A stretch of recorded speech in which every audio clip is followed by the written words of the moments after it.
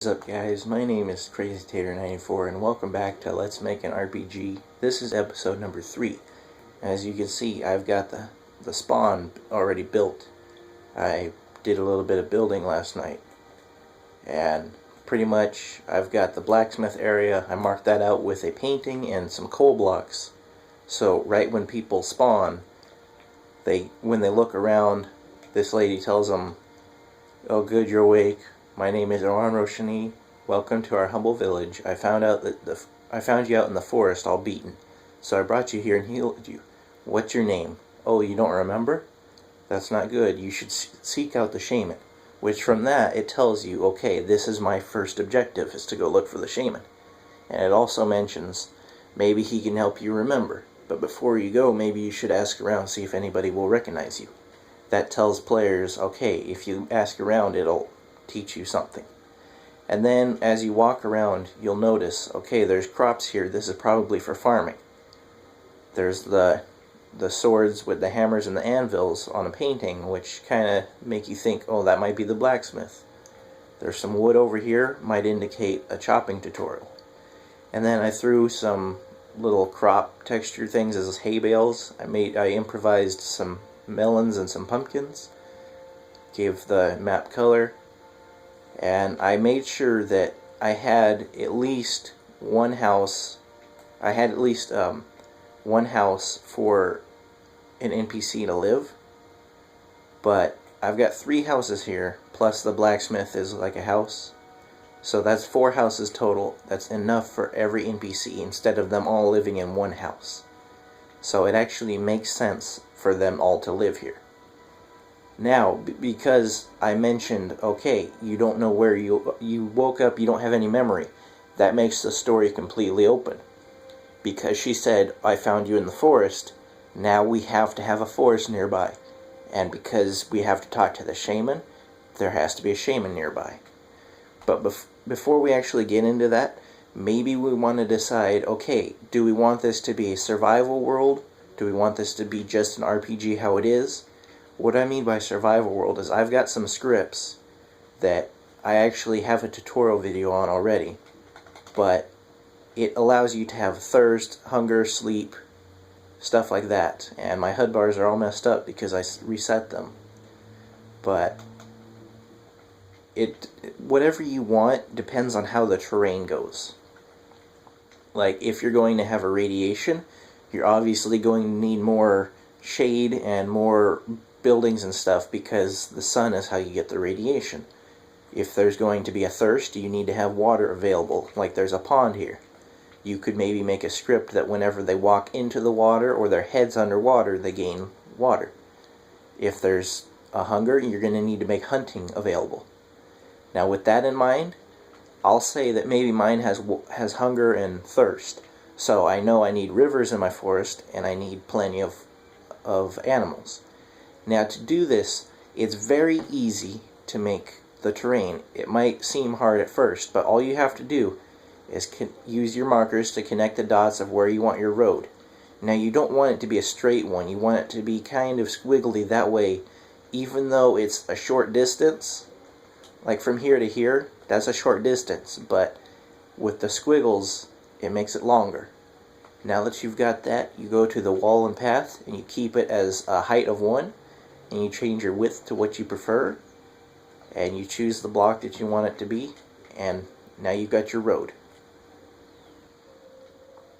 Now that you've got that, we can start making the hills, which is very easy. You just choose your start point. Again, you make the lines. You want to kind of keep it going with the road, but keep it a little bit wider away from the road. That way there's room for monsters to spawn on the side of it. There's room for them to go gather ingredients or whatever. And I'm going to go ahead and enclose this in one small area. That way I can kind of control where they go.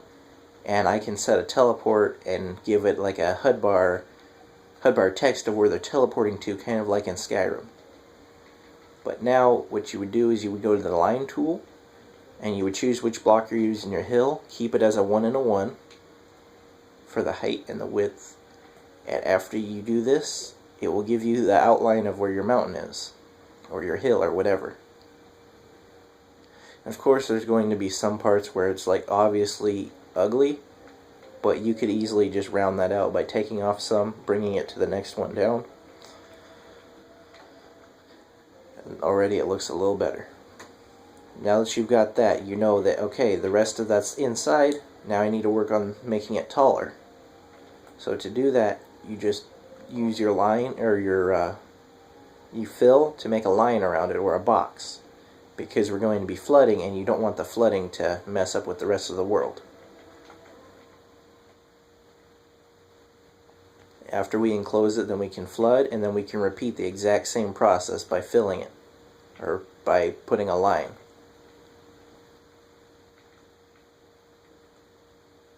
It might be better to put the line up taller than one, because we're going to be doing this multiple layers.